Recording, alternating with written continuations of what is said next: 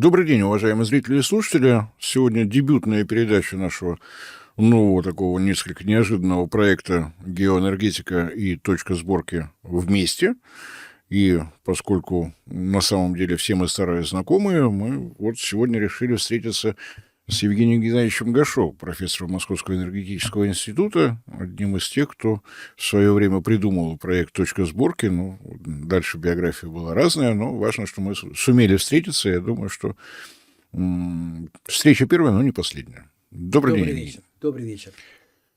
Евгений Геннадьевич, ну, даже так давно не виделись, что прям вот как бы подобрать тему. А если серьезно, то у нас совсем недавно Министерство экономического развития есть у нас такое, Российская Федерация, опубликовала свои прогнозы, за которые она известно, как отвечает, никак, о том, что за ближайшие 3 года рост тарифов на услуги ЖКХ составит 33%. Такая красивая цифра, 33%. В связи с этим возникает вопрос. Вот услуги ЖКХ, это вообще как понимать в России? Я почему-то все время думал, что ЖКХ – это вопрос жизнеобеспечения, а не услуг. Если где-нибудь, ну, я не знаю, в условном Краснодаре, Ставрополье горячая вода зимой, ну, может с какой-то натяжкой быть услугой, то в не менее условном Норильске и Якутске отсутствие горячей воды – это просто смерть. Вот кому пришла в голову превратить ЖКХ в сферу услуг? Вот, и как с этим бороться? Ну, это где-то на уровне, наверное, начала 90-х годов действительно пошла такая волна, я помню, и 95-й, 96-й, где-то вот, наверное, так. Реформа ЖКХ пошла, и, значит, появилось слово «услуга». Одновременно начали вестись разговоры о том, как реформировать энергетику, как ее, извините за выражение, дерегулировать, значит, да, и там в этой связи какие формы тут возможны, тут пошли разные накаты на энергетику как монополию, там антимонопольная появилась структура такая живая, шустренькая и быстрая, которая сейчас как бы больше занимается, ну, как бы вот этими играми вокруг, а не реальными, анализом реальных сговоров, кстати говоря, и защитой прав потребителей. Вот, поэтому вот там незаметно, и вот это все ушло в то, что право на жизнь, грубо говоря, Конституции, дарованное право на, там, значит, было у нас право на жилье, да, и все прочее, оно же подразумевало, на секундочку, и право на то, чтобы это жилье было оснащено, ну, батареями, да, и канализацией. Как канализация, Да. как И это максимум. никогда не было услугой, естественно, это было государственной задачей. Другое дело, что, понятно, где-то не успевало государство дотянуться до этого, да, и мы знаем, что многое в ЖКХ делалось силами местных властей, там, заводы строили для себя, дома, и там к ним бросали трубы от своей заводской котельной. То есть это было на балансе заводов. Ну и потом, когда заводы начали валиться, да, что, соответственно, они посчитали это как это нецелевой актив или там, значит, нецелевая услуга. Да, нецелевая услуга, да. Что тоже уже смешно, но не сильно. А некоторые заводы так вообще выживали за счет котельных. Вот я помню, Белгородский завод такой очень интересный. Назывался Белгородский завод Белпласт. Цеха длиной в километр. Все думают, пласт, пластмасса какой-то, там игрушки пластмассовые, там что-то. А это завод, который выпускал корпуса для изделий, летящих через океан. Вот так вот, на секундочку, да. И потом, несущих свет и тепло. Да, несущих свет и тепло. И когда эти изделия начали резать, завод оказался не нужен, гигантские цеха простаивали, там что-то в них делали, но у завода была котельная, и она снабжала теплом 5, 10, 20, 40, 30 домов, неважно. То есть котельная работала, и она вытаскивала, собственно говоря, весь остальной завод, потому что она получала за это деньги. И таких примеров десятки. Но вот когда пошел уже серьезный разговор, да, о реформировании энергетики как таковой, и, собственно говоря, странный закон о том, как энергетику резать, почему-то назвали его законом об электроэнергетике, да, 35-й. Я вот для зрителей специально напомню, что в Российской Советской Федеративной Социалистической Республике Министерство ЖКХ было. В 1992 году его успешно распустили, потому что новая жизнь, все по-новому. Сейчас у нас ЖКХ – это департамент в Министерстве строительства ЖКХ, это 5-е по счету ведомство, которому подчиняется система ЖКХ. И вот там мы хотим навести порядок. То есть, на мой взгляд, это ЖКХ перебрасывали, как горячую картофельную, из рук в руки, а теперь спрашивают, почему она то ли рассыпалась, то ли сгнила, то ли что-то непонятное с ней. В общем, есть ее уже нельзя. Давайте вольем денег. Но это вот что Ну, касается ЖКХ. да, и вот когда шли дебаты, да, значит, вот как резать энергетику, вот, и, значит, государственные структуры, было два варианта, государственные, либо частные, и все вот, естественно, шум за частную, и комиссия, можете помнить, тогда была томского, по-моему, губернатора Кресса, который пытался, значит, отстоять некие такие государственные позиции, она, по большому счету, уступила вот тому напору, который шел со стороны либералов. И в то время было несколько еще концепций, которые, собственно говоря, как раз оконтуривали эту сферу. Одна из них называется законодательство об услугах общего экономического значения. Более того, оно в ряде стран успешно работает, и по большому счету там все это есть. Но я не буду уже 15 раз говорю, что, например, в Дании теплоснабжение – это не бизнес. Дания – это, на секундочку, немножко капиталистическая страна, как мы знаем, да? Так вот там теплоснабжение в Дании, которое вот, жизнеобеспечение, это не бизнес. Это кооперативы, которые не имеют прибыли, а все, что получено, вкладывают в развитие, в энергосбережение и так далее. То есть, оказывается, можно. Есть концепции, которые позволяли сделать это не частным, а делать это, естественно, с таким прицелом жизненно необходимого функционала, скажем так. Ну, на самом деле, логика Министерства ЖКХ Российской Советской Федеративной, она была приблизительно аналогична. Видение ЖКХ, горячее теплоснабжение, теплообеспечение, водоподготовка, водоподведение, водозабор, а также ремонт лифтов, дворовых территорий и всевозможных подъездов. Если по итогам года Министерство ЖКХ, заработав деньги на теплоподаче, получало 0, это все, это было основание получать награды, премии и так далее. То есть все, что вы заработали на тепле, вы должны обеспечить людям действительно достойное качество жизни. Понятно, что не всегда получалось, дело такое, но логика точно такая же. Не надо зарабатывать деньги, это должно обеспечивать нормальный уровень жизни. Зимой, летом разные проблемы, но они не исчезают полностью от того, что у нас летом тепло, в ЖКХ легче не становится на самом деле. И вот это все было поломано. А теперь-то мы что хотим? Вот есть пример Дании, есть примеры так называемых энергетических кооперативов в Америке, где вот самые низовые вот эти вот потребители объединяются и берут то ли в аренду, то ли в концессию. Тут сейчас много умных слов можно придумать там, да. Еще слово альтернативная котельная такое смешное, забавное, но не сильно. Вот, они берут это, вот эти энергетические кооперативы берут это для себя в аренду и работают, и вот все это обслуживается, всего хватает, все собирается, о никаком бизнесе там вообще речи не идет. У нас есть неподалеку от нас, на нашей восточной границе, есть такая страна замечательная, называется Белоруссия, мы с вами знаем. И там тоже к вопросу о бизнесе, в ЖКХ, по-моему, это не того, да, то есть там не складывается. Не складывается, там все... У них как было Министерство ЖКХ, с нормальным государственным подходом, и мы знаем прекрасные достижения, энергетики на ниве энергосбережения, энергоемкость ВВП Беларуси снизилась на 40, 50, 60% за эти 15-20 лет. То есть все работает. На биотопливе все работает, вторичные ресурсы на заводах используются, все крохи, которые можно подобрать и использовать в дело, рынка нет. Все вот эти вот крошки, которые есть, все используется. КПД высокий. Все нормально работает. Там 2 района великолепно теплоэнергетики используют торф и не жалуются. В том числе, да, вот эти биотопливные знаменитые, выскочило мне название станции, которые Пружанская и еще, они были еще и вот с 90-х годов начали строиться и так далее. Все работает. Понятно, что еще, слава богу, сейчас АЭС заработала, существенным образом разгрузив остроту энергобаланса. Теперь у них новая мысль, у них электроэнергия есть, она дешевая, так давайте на электричестве кое-что отопим от электричества. Почему нет? Почему нет? Потому что, если она есть дешевая, в том числе ночью, да, нагрузки нет. Давайте ночью возьмем ее, поставим аккумуляторы. Сейчас есть очень достойные аккумуляторы на таких спецкаменных солевых основах, которые ночное тепло тебе 2, 3, 4, 5, 8, 15 киловатт запасут, и днем выбросят для отопления павильона, чего-то такое, квартиры небольшой, отдельно стоящей, гаража и так далее. Я за ними следил. Это было замечательное такой технотриллер, с одной стороны. Понятно, что АЭС строили в расчете на то, что электроэнергия будет поставляться соседям. Польше и Литве. Но там и там сошли с ума. Пред светлые очи господина президента были вызваны 2 министра ЖКХ и энергетики. Была поставлена задача: АЭС не должны работать наполовину мощности.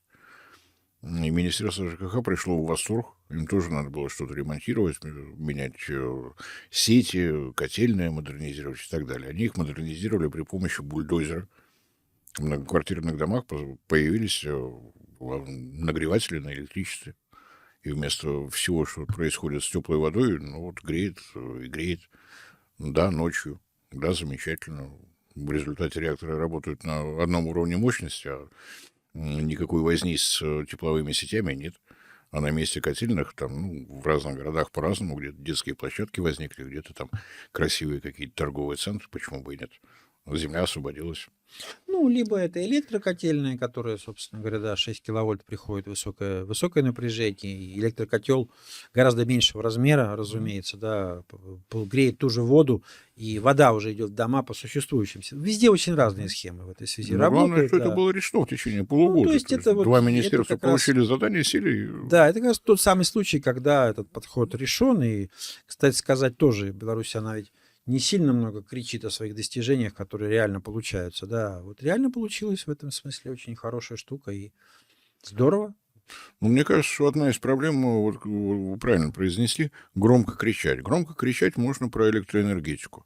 Мегаватты, низкоуглеродный баланс, еще что-то в масштабах страны. А все, что касается отопления, оно локальное. Тут громко кричать не получается. Поэтому у нас каждый город как-то там сам пытается что-то себе придумать. Получается, не получается. Но с высокой трибуны не расскажешь, что ты там перевел с угля на щепу или еще какой-нибудь. Очень интересно. Да, гораздо интереснее было слово ESG, шуметь на эту тему, да, вот это вот баловство с СО2, естественно, там шум поощрялся, и до сих пор еще как бы не уймутся. Вот, а так, конечно, везде все разное, и очень много случаев мы с вами знаем, когда от беды переводят на различного рода тепловые насосы, там, солнечные коллектора. По югам так это вообще история полетела просто со свистом. Вот. А мы недавно, значит, в Подмосковье увидели, что закончен проект и реализован проект совершенно фантастического большого пятиэтажного здания НИИ, значит, экологической и промышленной политики, такое символичное название, Минпромовский подвед. Вот, закончил проект отопления геотермального крупного здания объемом 15 или 20 тысяч кубов, 6 этажей, от тепловых насосов, которые стоят внизу, контур, все продумано, все рассчитано. Плюс коллектора на крыше, оказывается, даже мытищинского солнца и тепла почвы хватает, чтобы вот такое здание, значит, соответствующим образом продержать и, значит, вот это сделать. Тоже очень интересный проект, будем о нем рассказывать больше.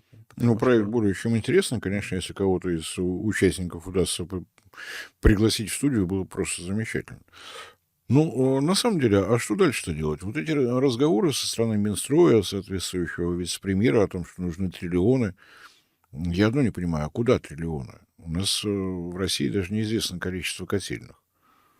Все, что находится в видении Министерства энергетики, это только те объекты, которые одновременно вырабатывают тепловую и электрическую энергию, а просто котельная, она варианты в муниципальной собственности, в частной собственности, в аренде, в концессиях. По сведениям департамента ЖКХ, у нас огромный департамент ЖКХ, федеральный, 35 человек, страна маленькая, целых 35 человек. Я пытался посчитать плотность специалиста департамента ЖКХ на квадратный километр, в нулях запутался после запятой. Вот по их данным у нас 48 тысяч котельных. По их данным. Но они честно пишут, что у них нет данных о ведомственных котельных Министерства обороны, Министерства образования, Министерства здравоохранения, Министерства спорта, а так все хорошо. Странная цифра. Мы давно знали цифру, что котельных больше 70 тысяч. Они тоже подозревают, но у них нет данных от коллег. Вот коллег нет. Понятно, что дальние гарнизоны, школы, интернаты, ФАПы, которые в самых маленьких уголочках стоят, им тоже требуется тепло, и как-то они все это обеспечивают. И всевозможные спортивные центры и так далее, и так далее. Ну, нет данных, потому что, как там это слово-то, KPI. Вот в KPI для департамента ЖКХ подсчет был, а у них не было. Ну, не получилось.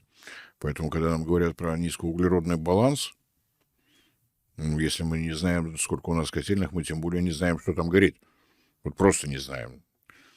Уголь, мазут, дизельное топливо, доска из забор, навоз из-под ног, бух его знает. Чем-то топится. Никто не жалуется, называется. А вообще возможно без какого-то осмысления, что такое система ЖКХ, без возврата, вот, так скажем, к советским практикам, которые были, мы можем навести порядок? Вот слова, нам нужно там сколько-то миллиардов, триллионов или триллионов миллиардов влить в систему ЖКХ. Ну, нет даже статистики по формам собственности. Вы куда вливать собираетесь? В муниципалитеты, в частные руки? Вот куда? Статистика некая есть в госдокладе о теплоснабжении, который государство делает силами привлеченных организаций на протяжении десятка лет с лишним после принятия закона о теплоснабжении велено госдоклад. И госдоклад сейчас является одним из хоть каким-то источников этих данных, в том числе по перформансу, по длинам, по числу, вот, по длине, по количеству котельных там, и так далее, по регионам. Но понятно, что это опирается на существующую статистику, которая, понятно, что несовершенна. Да? Кроме этого, государство велело делать схемы теплоснабжения, мы уже неоднократно об этом говорили, так же, как и схемы водоснабжения. Они между собой не всегда это списляются как надо, да, это же тоже дело такое. Разные люди делают из разных городов и так далее, с разными То есть один интересами. планирует, как воду греть, а второй думает, сколько воды второй, дать. как ее, да. Поэтому тут, в общем, все нормально. И схемы теплоснабжения тоже разного качества. По идее, схемы и должны были сказать. Схема отвечает на вопрос, как для города Воронежа обеспечить надежное, эффективное теплоснабжение с максимальной эффективностью и с минимальными затратами. Такая, конечно, сказочная. Но учитывая максимальные риски... Учитывая реалии. А реалии – это состояние труб, гидравлика, насосы, значит, платежеспособность в том числе. Да, то есть и вот в конце схемы проблемы, и как их решать, и набор проектов. И вот сказать что устойчиво, что есть такие, что схемы сделаны по стране и для крупных, и для средних городов, так что есть набор проектов, который решает проблемы, мы не можем. Потому что хотя мы анализируем схемы ровно 10 лет уже, да, и за это время со студентами, с аспирантами проанализировали около 150 схем городов. Некоторые из них увенчались дипломными работами и так далее. Много ошибок находили, но дело не в этом. Такого перечня проектов нету, к сожалению. И едва ли, может быть, в какой-то там пятой части это более-менее есть. Но здесь очень важный момент, на который бы я хотел обратить внимание. Борис Ильич, смотрите. Вот есть город, скажем так, Мытищи наш передовой, который много переложил труб. Почти все трубы у него в ППУ-изоляции, в пенополиуретановой, современные, потери небольшие. Стоит частотный привод во многих домах. Во всех домах стоит ИТП. Город закольцован и система передовая. Вот. Она одна такая. Есть еще такая же. Тоже неплохо все сделано в Набережных Челнах. Тоже вот сети переложены, и она регулируется хорошо. Но их 2 или 3 таких в стране. А всего-то у нас городов, я извиняюсь, 1450 размером, начиная с 12 тысяч человек. Да? Ну хорошо, городов больше 100 тысяч населения. Тоже здесь, на секундочку, там. Значит, по 270, по-моему, примерно, да, и 90 тысяч, 60 тысяч, что, разве для них нельзя делать, не нужно делать правильно? Поэтому мы для себя условно разделили города примерно на 5 ступеней. Вот 5-я – это Набережные Челны и Мытищи. 4-я – это в которой, еще не везде ИТП в домах, не все регулируется, да, и плохо с сетями. 3-й, который только приступил к этой ситуации. И, понятно, 1-й, 2-й – это вот они пришли, посмотрели, у нас тут... Значит, вот есть сеть, а где она идет? Мы не знаем, где она идет, потому что карты нету, схемы нету, все потеряли. Но вот она как-то работает. А как вы знаете, где она идет? Она вот идет примерно вот там, потому что там грунт теплый, да, снег не тает. И больше того, мы точно знаем, что она идет под землей. Да, и что она идет первый под землей. шаг сделан. Поэтому вот такие 5 неких таких шагов. И когда вот, значит, нас зовет какая-то теплоснабжающая организация, давайте начнем. А что у вас есть? У нас пока есть вот ничего. У нас есть директор, главный инженер, секретарь есть симпатичный, значит, машина есть, фикус, компьютер и сейф. Ну, И давайте 5 начнем. менеджеров. Да, и вот поехали. Вот. Давайте сначала поставим счетчики. О, хорошо. Счетчики поставили, появился некий баланс. И мы уже понимаем, что мы отпускаем тепла не столько на карандашом посчитанное, а сколько все-таки уже вот появился баланс. Потом появилась схема, да, схему теплоснабжения сделали более-менее качественную. Потом гидравлику посчитали, распределение воды. Ух ты, уже видно там, смотрите. О, а тут, смотрите, какая-то дырка образовалась. Почему-то подпитка большая. Так там в трубе, наверное, дырка, если подпитка большая. И вот так вот поэтапно к мытищам, набережным Челнам потихоньку идти. Но беда-то в том, что из там, значит, ну, там, пусть 700, да, городов, из них Мытищи, Набережные Челны, их 2, а их остальных 700, да, ну, понятно, что ситуация тяжелая в Воронеже, в Твери, в Нижнем Новгороде, да, значит, Улан-Удэ тяжеловатая ситуация тоже, значит, столица ТВ, Кызыл, по-моему, город, да, то Все, есть что касается Восточной Сибири, Дальнего Востока, там, да, там там вот, хотя на самом деле Якутск схема нормальная, работает все хорошо. Хабаровск схема нормальная, работает все более-менее хорошо, да. Тот же Севера, например, Северодвинск, Архангельск, небо и земля. Архангельск, хоть и столица, но вот, значит, следили не очень совсем. А Северодвинск военный город, атомный город, поэтому сети, вот прям разница.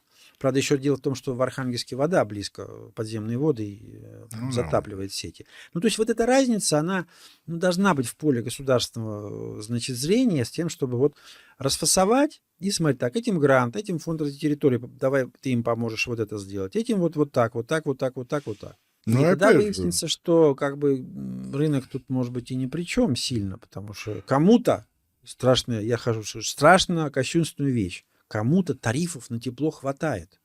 И это сильно подозрительно. ну, на самом деле, ведь вот такая вот продуманная система, появляется набор решений. Как бы они не были индивидуальные, но типовые вещи есть. Типовые вещи приводят к удешевлению производства оборудования. Ну, прописные такие истины. Если идет средняя полоса России, то более-менее одинаковые проблемы. И решаются они технически более-менее одинаково. Можно уже думать не о повышении тарифов, а о том, что вы выпускаете котлы под, не знаю, уголь для таких-то вот городов вот такого качества. Появляется одно производство, где это становится большим заказом на несколько лет вперед. Ну, какие-то вот такие разумные вещи. А в тех условиях, когда департамент ЖКХ 35 человек, но они физически не могут этого сделать. Там люди грамотные, они прекрасно понимают, что если регионы на себя не возьмут все, что с ЖКХ связано, там, если терпеливость дело хорошее, но когда становится холодно зимой, например, то ведь могут не только доску из забора, но и мэрию сжечь, просто чтобы тепло было. Мне кажется, что система ЖКХ как система жизнеобеспечения – это еще и инструмент государственной стабильности. Неважно, какая власть на дворе.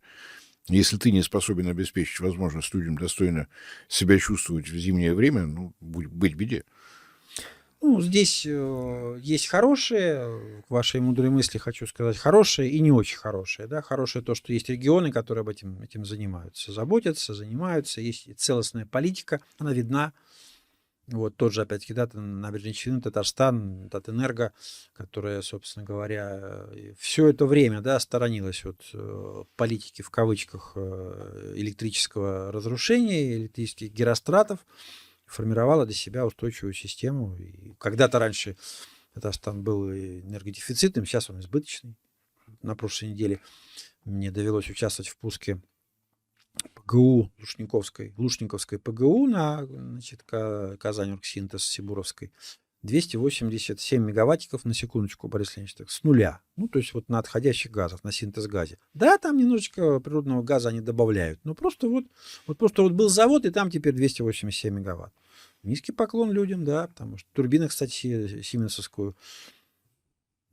Все работает, турбина сименская. Спасибо, значит, там, как он, директора Сименса у нас висит в МИИ, почетный, значит, профессор. Неважно, работает, целостность есть, да. Ну, понятно, что по северам похуже картина была, хотя на риск, вот, пожалуйста, целостная система, единая, то же самое. Ну, конечно, увы, досадная эта авария с покосившейся, значит, мазутной штукой, которая Да, не от ну, энергетиков зависит, а просто да, но поплыла там. на риск после этой аварии, после этого штрафа стал намного интереснее. Ну, Просто понятно, это намного тут особо интереснее. как бы политическая картина. То есть есть Там дело, регионы. дело не в политике, там люди заплатили штрафы, и если у нас ТНП, так называемые технологические неисправности, по стране растут, то в Норильске они успешно падают. Если мы наблюдаем, что такое разлив топлива и пожары, не было обваловано. Я посмотрел на фотографии, как теперь выглядят емкости для хранения топлива в Норильске. Ну, просто из учебников. Экскурсии можно приводить, Просто да. из учебника. То есть такой старый режим, пока петух, значит, вот никто не чешется, зато как потом чешутся. То есть Норильск просто на глазах у него городское хозяйство начинает изменяться прям какими-то невероятными темпами. Видимо, там появилось подозрение, что еще что-нибудь сломается, еще один такой штраф. И, вот Ну, как-то вот энергетика, так. к сожалению, как и ряд других отраслей, да, живет это от аварии до аварии. Сами энергетики об этом тоже говорят. Увы, поэтому, значит, как только авария, сразу, значит, вот вкладывают и думают, и, значит, вот, да, либо это повод, значит, из эффективных менеджеров вытрясти деньги, наконец, они до них наконец доходят, да, насколько все непросто в этой отрасли, да, для самой большой в мире северной страны, да. Но вот что нас больше всего здесь тревожит в последнее время, к сожалению, наметившаяся тенденция, это, ну, сокращается и объем образования в этой связи, специальности такой практически нет, да, она как бы ушла, теплоснабжение, промтеплоэнергетика, она как бы ушла, она там спряталась под специальностью теплоэнергетика и теплотехника, общее направление, там тепловые станции. Факультетов промтеплоэнергетики уже почти кафедр не осталось. Они все уходят, ну, значит, трансформируются, и объем так называемой контрольной цифры приема на теплоснабжение их почти нет. Там было 80 человек 100 когда-то, да, в этом направлении ориентировочном, сейчас 15. Еле-еле 20 на наш факультет, к коллегам идут совершенно. При всем при том, что не просто дикий дефицит, а стон стоит, да, дайте нам специалистов, да, дайте нам специалистов, дайте нам инженеров, дайте нам техников в теплоснабжении, потому что некому работать, но вот на тот уровень заказа специалистов государственного это не прошло, это не проходит. И это очень тревожный сигнал, потому что иначе нам говорят, ну так Министерство энергетики это не нужно, вот они там, а фирмам это тоже не нужно, они же платят копейки людям, которые там, да, и регионам это не нужно, а значит это никому не нужно. Ребята, ну, мы спокойно ждем зимы 27-го или 28-го года, когда померзнет еще 15 городов там еще как-то, да, мало было подмосковной аварии. Ну, так в Подмосковье были еще аварии, которые успешно замолчали в этом сезоне, Ну, да. а Бодайбо в этом Ну, году... да, Бодайбо, да, ну, это же Бодайбо, это же там, ой, это же слово такое, это же где-то очень сильно далеко, вот, а потом Золотая столица где-то России, будет чё ж не там. сильно далеко, а вот будет сильно близко это все будет, а будет, к сожалению, будет, еще учитывая стремление, так сказать, наших партнеров с южных границ подгадить в этом направлении, достаточно креативно работающих, да, ну, все вместе это все вызывает большую тревогу. Люди, кадры.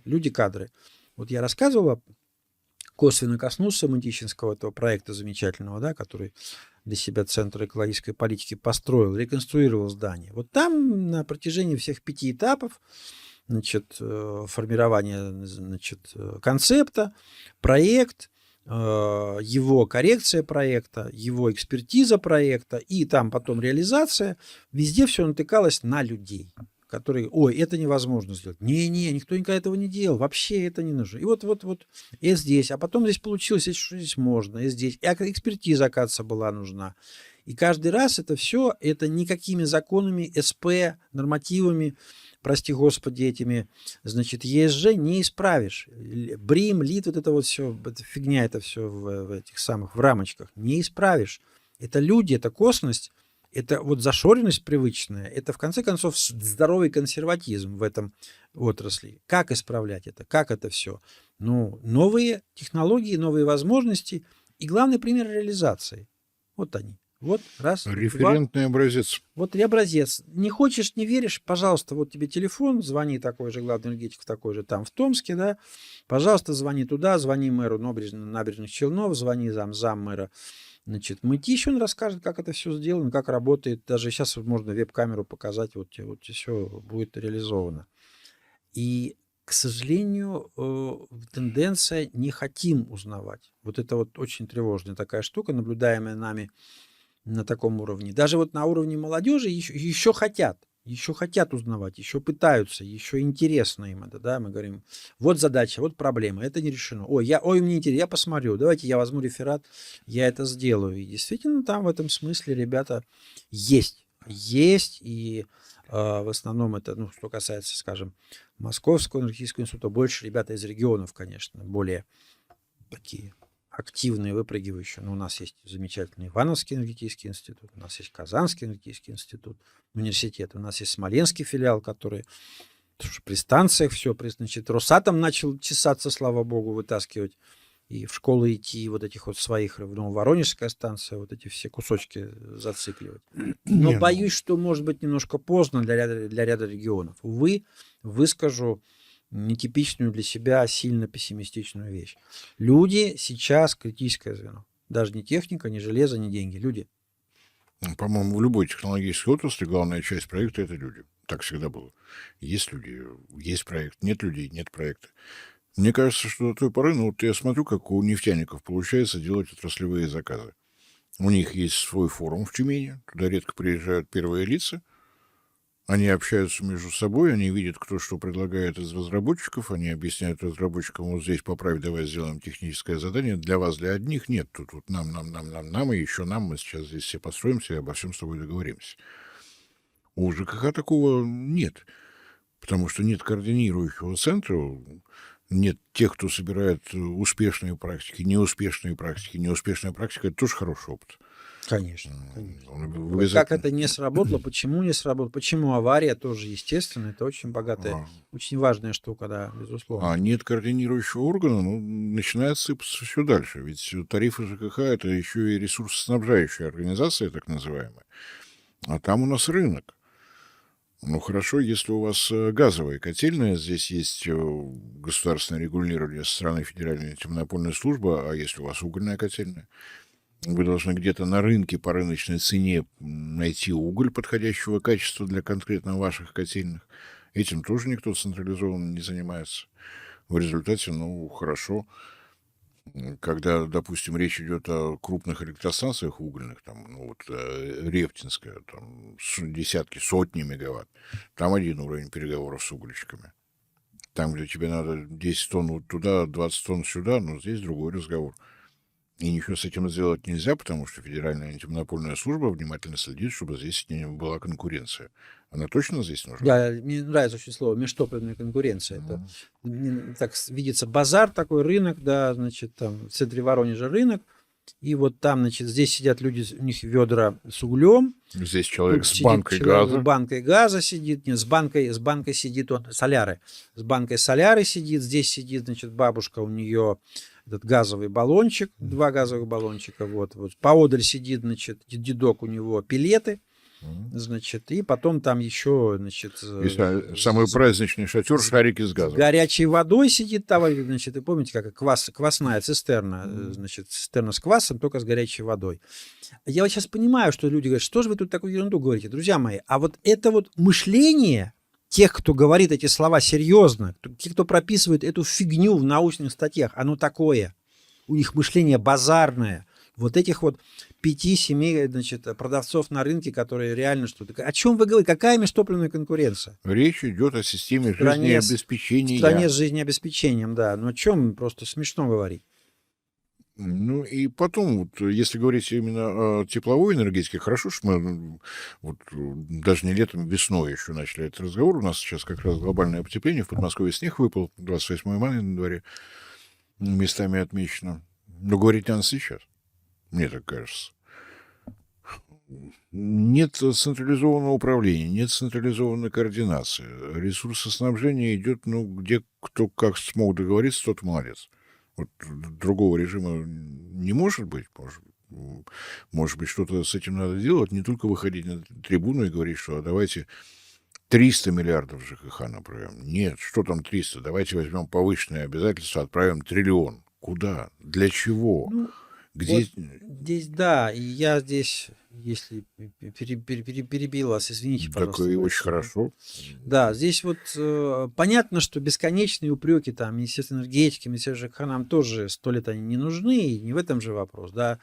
Ну, там, ну, нам, с другой стороны, нам говорят, значит, с улицы Щепкина и, значит, вот это замечательное новое здание, значит, Минстроя, да. А посмотрите наше положение о нас. Вот мы по положению мы не штаб отрасли, мы регулятор, который вот там вот чего-то где-то. А мне становится вопрос на Рене, на каком-то Рене, студенческий день молодежный. Российская энергетическая неделя. Да, российская неделя. Вот. И там какой-то день молодежный, и вот министр энергетики сидит, министр науки сидит, и девочка из зала такая взволнованная, говорит: ой, большое спасибо, что вот мы вам можем задать вопрос. Слушайте, мой папа энергетик, почетный там, он там, вот, ну знаете, что вот он ночами вскакивает, потому что авария, порвались провода.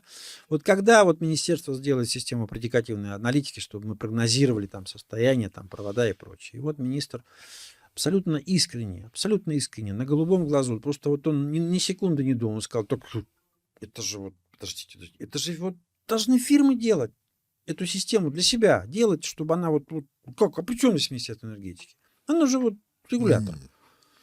И это порочная штука, в которую мы себя загоняем. А фирмы, какие большие, маленькие, средненькие, делают в основном предиктивную аналитику, посвященную вот этому такому очень важному финансовому потоку. Субстрату, да? Финансовому И она у потоку. них очень предиктивная, потому что там, не дай бог, там что-то вот, да, там, значит, будет снижаться. Башку снесут всем причастным, в том числе и технарям, всем уволят. Так давайте тут решим, по крайней мере, за кем стратегия, где она, покажите ее, давайте мы в ней поучаствуем. Мы готовы куски сделать, мы уже делаем эти куски. Мы со студентами придем, сделаем эти куски для регионов. В конце концов, стратегия следующего уровня, на что она опирается? Стыкуется ли она внутри документами схем теплоснабжения, прости господи, планов, в которых про теплоснабжение полстраницы? Многоуважаемые разработчики мастер-планов, многоуважаемые нами с Борисом Леонидовичем лично, сильно и очень, значит, душевно. Откройте мастер-планы свои, позорище ваше, да, с картинками, значит, значит, как Но это, архитектура-то с хорошая. архитектурами, и посмотрите, сколько там слов про тепло, воду, канализацию и, значит, газоснабжение. И хотя бы тоже электричество. Электричество. Но Хоть это же что-нибудь-то невозможно. планируете? На риске мастер-план, значит, сахалинские мастер-планы, хабаровские мастер-планы. Из 60 слайдов 1,5 про жизнеобеспечение. Вам кто? Вы это вот привет. Это вот 800 страниц вашего двухтомника про мастер-планы. Можно мы туда добавим слово? Вы попросите вам добавить слово студент энергетики, там схема теплоснабжения в вашу эту штуку добавить слово. Как это можно было сделать? Водообеспечение, водоотводы. Ну, Вот набережная это... красивая, но, может быть, ливневая канализация тоже Да, нужна? это все и есть вопросы, которые связаны. Здесь же не нужны миллионы, чтобы это все вот как бы упаковать и сделать это все системой соответствующим образом. А тем более сейчас, как бы мы ни смеялись над словом климатические изменения, они фактор. Они фактор. По Москве летнее затопление и зимой со снегом делать. Города, которые сделают систему жизнеобеспечения современной на уровне, в том числе информационной, современных информационных технологий, и, наконец, отвечающие требованиям адаптации, выживут и будут развиваться. Города, которые об этом не думали, не задумываются, или которые этого не делают, как Воронеж или Нижний Тверь, и ряд других городов. Ну, о каком развитии можно говорить? Ну и я повторюсь, мне кажется, что без централизованной координации хоть какого-то управления всей этой системой все равно не получится. Абсолютно точно. Потому что где-то вот удачное решение в Мытищах. Узнают о нем когда-нибудь в Благовещенске. Ну, хорошо, если там где-нибудь в интернетах поймают. Ну, это вот все, вот это баловство, значит, с этими структурами развития, там, ВЭБ-РФ, там, ДОМ-РФ, там, это вот из 3 букв ОСИ, которое там что-то такое провело, учебу по, значит, по адаптации климатической с институтом Плеханова. Сделали, что-то накидали, разобрались, разбежались, опять ничего нет. А регионам, кстати, это было важно. Ну, какая-то должна быть последовательность. Ну, Государственная разумеется, политика отличается последовательностью. и если мы говорим о системе ЖКХ, ну, мне кажется, что топливный баланс – это вообще необходимый инструмент для каждого региона. Большинство случаев они вот эту тему это настолько злой, что просто вот сразу. Там есть у нас организация такая, значит, с зажигалочкой, знаете, на эмблеме. Вот она эту тему оседлала, и чтобы вот эта организация, в которой есть совершенно удивительно научное, с научным названием институт такой НИИ, Газпром Промгаз или Промгаз Газпром, вот, или Промгаз Газпром, Промгаз Промгаз, вот такое есть название научное. Он проверяет этот ТЭП и берет за это за жуткие деньги, он проверяет это по 1,5 года. При этом, значит, ну, как бы вопрос, ну, как бы вот это не межтопливная конкуренция, а вопрос баланса, как это сделать, как с точки зрения баланса, как ты этот Что баланс есть, что сделаешь для добыл, что региона. прибыло, что убыло. Ну, где, сколько, каков оптимальный баланс? Каков оптимальный баланс для Кемерово, например, или для его соседей? Кто его считал? Кто прикидывал эту вот взаимоувязку в рамках там Сибирского соглашения? Когда-то ассоциации эти, Сибирское соглашение, Черноземное, вы знаете, да? Когда-то они на заре своей, еще 90-е, нулевые годы, они собирались и вот обдумывали такие вещи, вы не поверите, они собирались, обдумывали энергетическое взаимодействие, еще чего-то. Прямо я видел это, мы на какие-то ездили, это было, а потом все это вот как-то тоже все ушло совершеннейшим образом. Ну, грустненько. Я даже не знаю, поднимать ли вторую тему или оставить ее на следующую передачу. Давайте сделаем анонс. Вот я от себя анонс.